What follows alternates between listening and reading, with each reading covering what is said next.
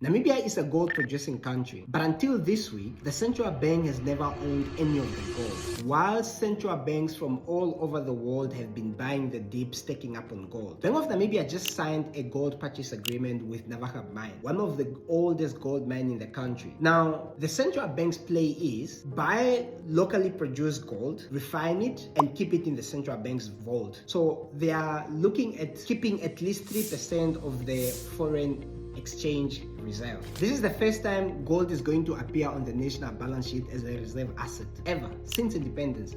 The whole time we've been digging gold out of the ground and shipping it all out while holding foreign currency as reserve assets. That's like owning a farm, but you buy your milk from the local supermarket while you are just loading up on the inflated, debased, printed US dollar. And Namibia is not alone in this. Central banks from all over the world have really been stacking up hard on gold. Turkey, China, India, Poland. And it's not because they love jewelry. They are de-risking from the dollar because everyone is seeing the US starting one war after the other, and we all know how this ends. Rome debased its silver coins to fund military expansion until the silver collapsed, leading to the collapse of the Roman Empire. Spain flooded the world with its silver to finance wars and collapse its own currency.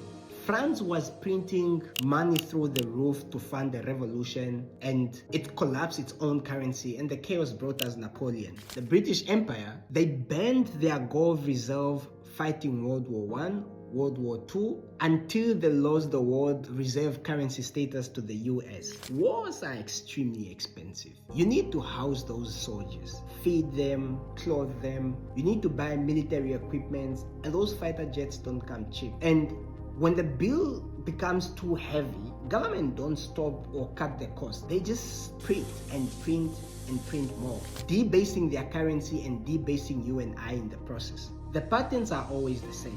When you're an empire, you're the man. You hold the global reserve currency status. The world trade using your currency. You and your army dictate anything.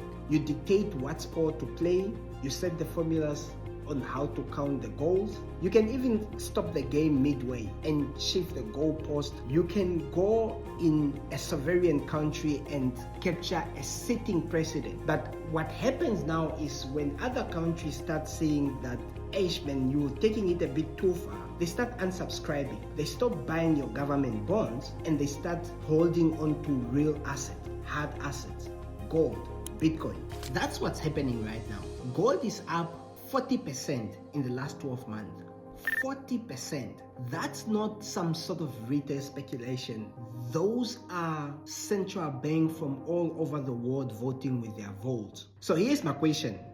If central banks from all over the world are converting out of fiat into hard assets, Namibia is targeting 3% into gold. Czech Republic is looking at putting at least 5% of its reserve into Bitcoin. Brazil is doing the same thing, 5%. The US already hold a strategic Bitcoin reserve. El Salvador has been buying Bitcoin since 2021. Bhutan, they are mining Bitcoin, same with Ethiopia. The Swiss are looking at holding a national referendum to vote on holding the national reserve Bitcoin. Nations are moving. Are you at least holding at least 3% of your balance sheet in something that cannot be printed? Anything, gold, Bitcoin, anything outside the system, the matrix. When people who run the local printing press don't trust what comes out of the global printing press, that should tell you something.